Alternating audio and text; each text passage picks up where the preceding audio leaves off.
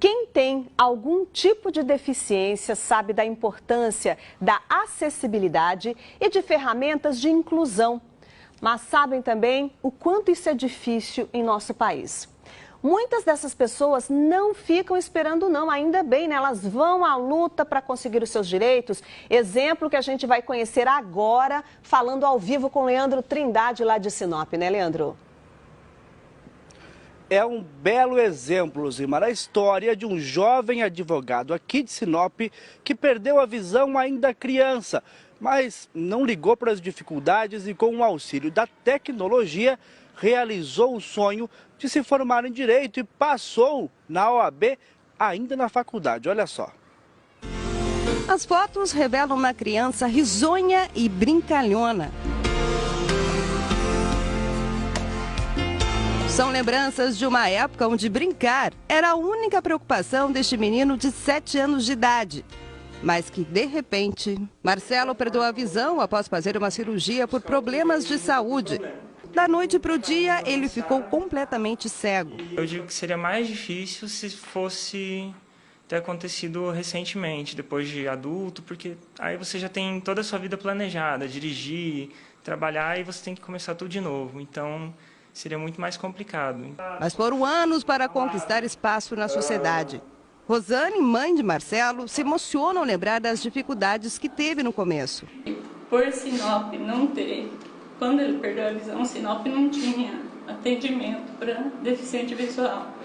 Tinha para deficiente auditivo, mas assim, eles não tinham nada.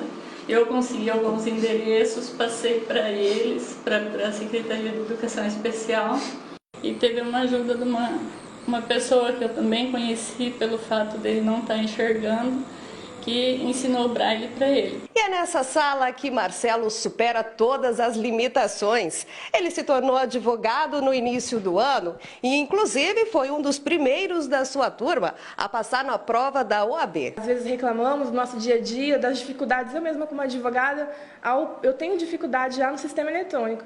E ele, às vezes, encontra elas, mas também não deixa isso o levar para baixo. Continua sempre alegre, é uma pessoa muito bem-humorada. Hoje, aos 22 anos, é o orgulho da família. Com a ajuda da tecnologia, o advogado utiliza um programa que instalou no computador, que serve como leitor de tela. Assim, ele consegue escrever conforme as letras mencionadas ao digitar. Mas esta não foi a única conquista. Como as ações judiciais são arquivadas em uma plataforma virtual do Projude, Marcelo lutou para o site ser acessível.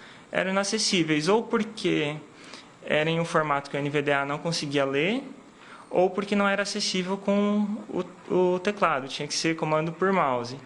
E aí acabava se tornando inacessível. Outra conquista foi a criação da ADEVAS, Associação dos Amigos e Deficientes Visuais de Sinop. Marcelo é o vice-presidente. A família dele teve bastante importância para a criação da ADEVAS também, né? Porque surgiu da necessidade de alfabetizá-lo no sistema Braille, né? E aí a família teve uma luta muito grande de correr atrás da escola, do poder público, para estar fornecendo para ele a educação necessária, adaptada, no caso, o Braille, que foi utilizado na alfabetização dele. Para ele nunca foi assim, ele nunca se revoltou quanto a isso, ele sempre foi, bem dedicado. Sempre se esforçou para conseguir tudo o que ele conseguiu até hoje.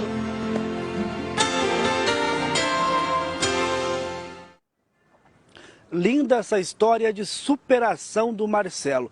E a gente viu que ele enfrentou muitas dificuldades durante a educação infantil e mesmo assim resolveu encarar a faculdade com alunos, colegas de turma sem nenhum tipo de deficiência. Isso é inclusão social e por isso nós vamos conversar com a Jacinta, que é psicopedagoga. Doutora, como avaliar a criança se ela pode ir para uma sala onde não tem colegas com deficiência ou se ela deve ir para uma escola especializada? Bom, A deficiência, às vezes, ela vem associada com uma doença. Então, essa inclusão ela deve acontecer junto com o atendimento específico da criança. Mas a inclusão ela é importante para a criança, porque a convivência, essa adaptação de materiais, de tecnologia, né, a relação com a outra criança, a criança ela só tem a aprender, assim como a criança normal. Então, assim, na verdade, caminham juntos. O atendimento específico clínico e o atendimento escolar. Hoje, aqui em Sinop, as escolas estão preparadas para receber esses alunos especiais? As escolas avançaram bastante, elas têm já uma estrutura boa em relação ao espaço físico, em tecnologias, mas eu acho que as escolas ainda elas precisam avançar no sentido humano, de receber esse aluno e acreditar, avaliar esse potencial que ela tem.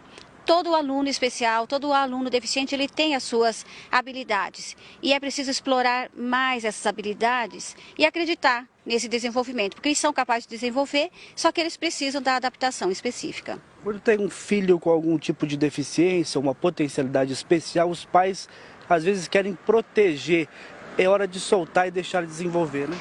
A proteção nem sempre ajuda, então os pais eles precisam procurar a inclusão o quanto antes, na mesma idade que as outras crianças, mesmo que é como se fosse um filho normal, porque essa inclusão ela vai ajudar no desenvolvimento dessa criança. Então a superproteção nem sempre contribui. A inclusão ela faz diferença na vida da criança, porque ela precisa de mais estímulo, ela precisa dessa intervenção e quanto antes isso vai contribuir com o desenvolvimento. Doutor, e para acabar com o preconceito, nada melhor que o relacionamento. Se é bom para a criança com deficiência ir para a escola normal, aquele aluno que não tem também aprende nessa relação, né?